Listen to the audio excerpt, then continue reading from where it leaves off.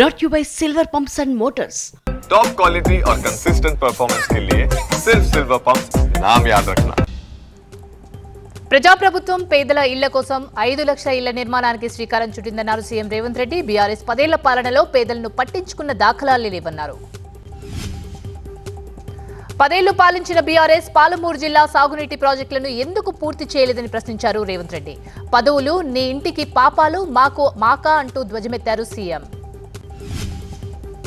BRS కేంద్రంలో BJP 10 ఏళ్ల పాలనపై తాను చర్చకు సిద్ధమన్నారు సీఎం రేవంత్ రెడ్డి. చర్చకు వచ్చే దమ్ముందా అంటూ కేసీఆర్, బండి, కిషన్ రెడ్డికి సవాల్ విసిరారు సీఎం.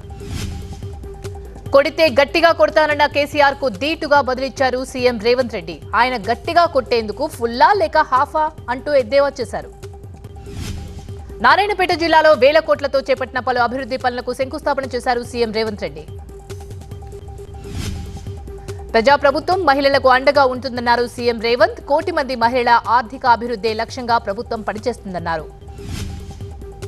పెట్రోల్ బంకుల ఏర్పాటు కోసం మహిళా సంఘాలకు ప్రభుత్వం భూములు కేటాయించాలని అధికారులను ఆదేశించారు సీఎం రేవంత్ రెడ్డి.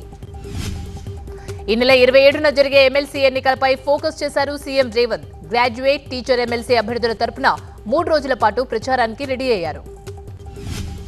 ఎమ్మెల్సీ ఎన్నిక జరిగే జిల్లాల్లో గ్రాడ్యుయేట్లు, టీచర్లతో ప్రత్యేక సమావేశాలకు హాజరయ్యారు. గెలుపుపై నేతలు, కార్యకర్తలకు దిశానిర్దేశం చేస్తారు సీఎం. సీఎం రేవంత్ వికారాబాద్ జిల్లా పోలేపల్లి రేణుకా ఎల్లమ్మను దర్శించుకుని పట్టు వస్త్రాలు సమర్పించారు. సీఎం వెంట మంత్రులు పొంగులేటి, జూపల్లి, దామోదర్ ఉన్నారు. కొమరంభీం జిల్లాలో కాంగ్రెస్ కు షాక్ ఇచ్చారు కోనేరు కోనప్ప. బీఎస్పీ అభ్యర్థికి మద్దతుగా ప్రచారం చేసిన కోనప్ప త్వరలోనే కాంగ్రెస్ కు రాజీనామా చేస్తారు అనే ప్రచారం సాగుతోంది.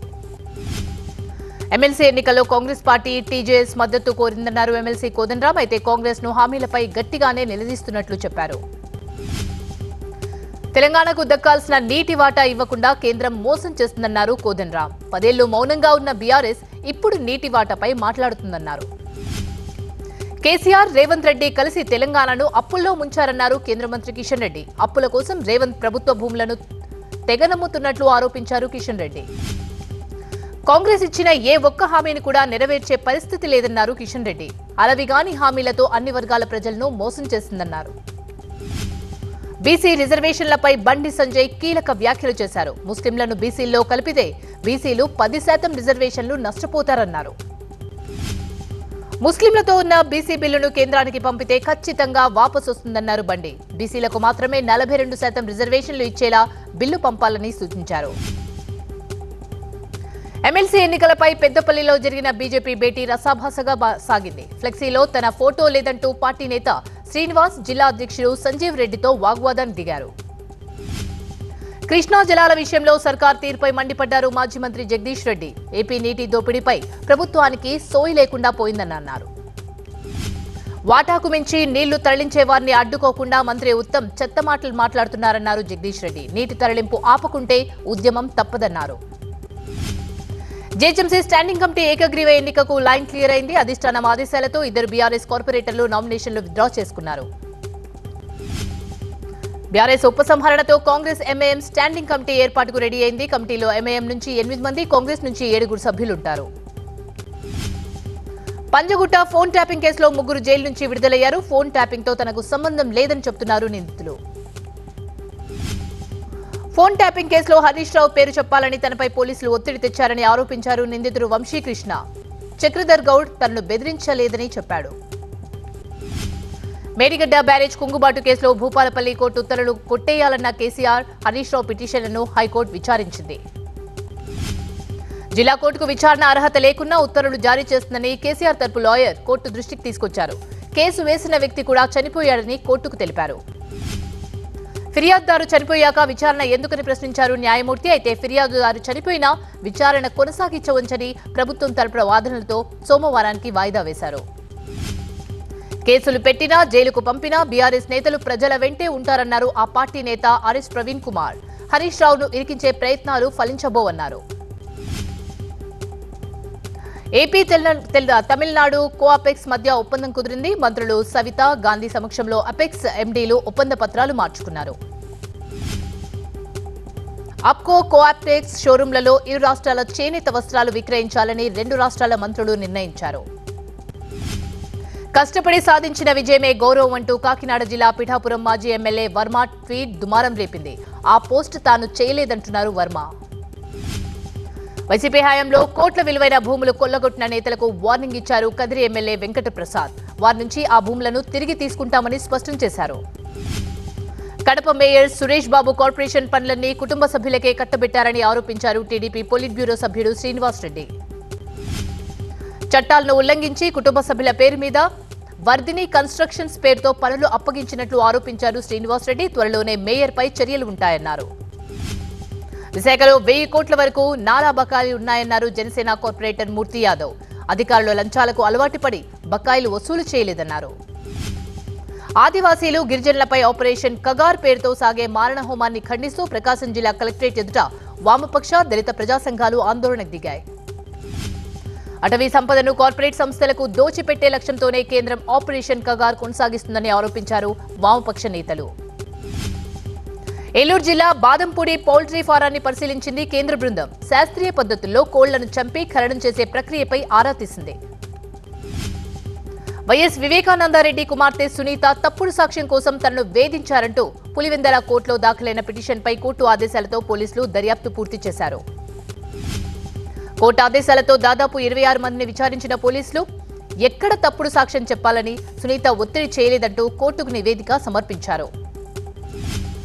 ఖమ్మం జిల్లా ఇల్లందులో ఆత్మహత్య చేసుకున్న విద్యార్థిని కుటుంబానికి న్యాయం చేయాలంటూ చైతన్య కాలేజ్ ఎదుట విద్యార్థి సంఘాలు ఆందోళనకు దిగాయి.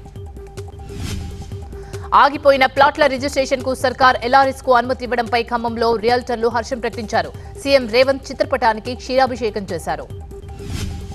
భద్రాద్రి జిల్లా జూలూరుపాడు మండలం పెద్దవాగు నుంచి అక్రమంగా ఇసుక తరలిస్తున్న 5 ట్రాక్టర్లు ఓ జేసీబీని పోలీసులు సీజ్ చేశారు. వరంగల్లోని గాయత్రి హోటల్లో లిఫ్ట్ మీద పడి లిఫ్ట్ మెకానిక్ అక్కడికక్కడే ఇరుక్కుపోయాడు. అయితే ఫైర్ సిబ్బంది సకాలంలో వచ్చి లిఫ్ట్ నుంచి బాధితుడిని బయటకు తీశారు. కర్నూలు జిల్లా జొన్నగిరి దగ్గర ప్రైవేట్ బస్సు బోల్తా పడింది. ఈ ప్రమాదంలో గాయాలపాలైన 5గురిని హాస్పిటల్కు తరలించారు. కృష్ణా జిల్లా మచిలీపట్నంలో మరో జేబీఎస్ కేసు బయటపడింది. అనారోగ్యంతో హాస్పిటల్కు వచ్చిన ఒకరికి జీబీఎస్ లక్షణాలున్నట్టు తేల్చారు వైద్యులు. నిర్మల్ జిల్లా సీరాలలో చిరుతపులి లేగదూడపై దాడి చేసి చంపేసింది. పులి సంచారం గుర్తించిన ఒకరు భయంతో పరుగులు తీసి ఫారెస్ట్ అధికారులకు సమాచారం ఇచ్చాడు. చిరుత పాదముద్రలు గుర్తించిన ఫారెస్ట్ అధికారులు పులిని బంధించేందుకు ట్రాప్ కెమెరాలు ఏర్పాటు చేశారు. అయితే పొలానికెళ్లే రైతులు గుంపులుగా వెళ్లాలని సూచించారు ఫారెస్ట్ అధికారులు. తూర్పుగోదావరి జిల్లా బంగళపూడిలో ఓ ట్రాలీ అదుపు తప్పి ఏటిగట్టునున్న ఓ ఇంట్లోకి దూసుకెళ్లింది. ఈ ప్రమాదంలో గాయాలైన 4గురిని హాస్పిటల్కు తరలించారు. 12 ఏళ్ల క్రితం దిల్సుఖ్ నగర్లో జరిగిన జంట బాంబు పేలుడు మృతులకు యాంటీ టెర్రరిజం ఫోరం సభ్యులు నివాళులర్పించారు. కేరళ కొచ్చిలో గ్లోబల్ ఇన్వెస్టర్స్ సదస్సు జరిగింది. ఈ సదస్సుకు సీఎం పినరయి విజయన్ హాజరై కేరళలో పెట్టుబడులకు ఉన్న అవకాశాలను పారిశ్రామికవేత్తలకు వివరించారు. అన్ని రాష్ట్రాల అభివృద్ధే కేంద్రం లక్ష్యమన్నారు కేంద్ర మంత్రి పీయూష్ గోయల్. ఇన్వెస్ట్ కేరళ పేరుతో జరిగిన గ్లోబల్ సదస్సుపై మాట్లాడారాయన. కేరళ తిరువనంతపురంలో యూత్ కాంగ్రెస్ ఆందోళనకు దిగింది. పాలక్కాడ్లో ప్రాంతంలో లిక్కర్ తయారీ కేంద్రం ఏర్పాటుకు కేబినెట్ ఆమోదం తెలపడాన్ని వ్యతిరేకించింది. బారికేడ్లను తొలగించి పీఎస్సీ ఆఫీసులోకి చొచ్చుకెళ్లేందుకు ప్రయత్నించిన యూత్ కాంగ్రెస్ నేతలపై పోలీసులు వాటర్ కెనెన్లు ప్రయోగించి చెదరగొట్టారు. జాతీయ విద్యా విధానానికి వ్యతిరేకంగా తమిళనాడు సీఎం స్టాలిన్ ప్రధాని మోదీకి లేఖ రాయడాన్ని ఖండించారు కేంద్ర మంత్రి ధర్మేంద్ర ప్రధాన్. హిందీ భాషపై రాజకీయాలు చేయడం సరికాదని స్టాలిన్ కు సూచించారు ధర్మేంద్ర ప్రధాన్. తమిళ భాషాభివృద్ధికి కేంద్రం కట్టుబడి ఉందని చెప్పారు. విద్యార్థుల భవిష్యత్తు కోసమే ప్రధాని మోదీ 34 ఏళ్ల తర్వాత జాతీయ విద్యా విధానం తెచ్చిన విషయం గుర్తు చేశారు కేంద్ర మంత్రి. జాతీయ విద్యా విధానం అమలు చేయకపోవడంతో తమిళనాడుకు కేంద్రం నుంచి 5,000 కోట్ల నిధులు ఆగిపోయినట్టు చెప్పారు మంత్రి. జాతీయ విద్యా విధానం అమలు చేస్తేనే నిధులు ఇస్తామంటూ కేంద్రం రాజకీయాలు చేస్తుందన్నారు తమిళనాడు డిప్యూటీ సీఎం ఉదయనిధి స్టాలిన్. త్రిభాషా విధానాన్ని ఒప్పుకునే ప్రసక్తే లేదని తేల్చి చెప్పారు ఉదయనిధి స్టాలిన్. భాషపై రాజకీయాలు చేయాల్సిన అవసరం తమకు లేదన్నారు. పారిశ్రామికవేత్త గౌతమ్ అదానీ సోదరుడు రాజేష్ అదానీ ప్రయాగ్రాజ్ కుంభమేళాకు వెళ్లారు. త్రివేణి సంగమంలో పుణ్యస్నానం ఆచరించారు. ఉత్తరప్రదేశ్ లక్నోలో న్యాయవాదులు కదం తొక్కారు. ప్రభుత్వం తెచ్చిన అడ్వకేట్ అమెండ్మెంట్ బిల్లుకు వ్యతిరేకంగా వేలాదిగా రోడ్డెక్కి నినాదాలు చేశారు. దేశంలోనే ప్రముఖ ఎన్బీఎఫ్ఎల్లో ఒకటైన ముతూట్ ఫైనాన్స్ గత ఏడాది డిసెంబర్ 31 వరకు త్రైమాసిక ఫలితాలు వెల్లడించింది. ఈ త్రైమాసికంలో 20% వృద్ధి సాధించినట్టు ప్రకటించింది.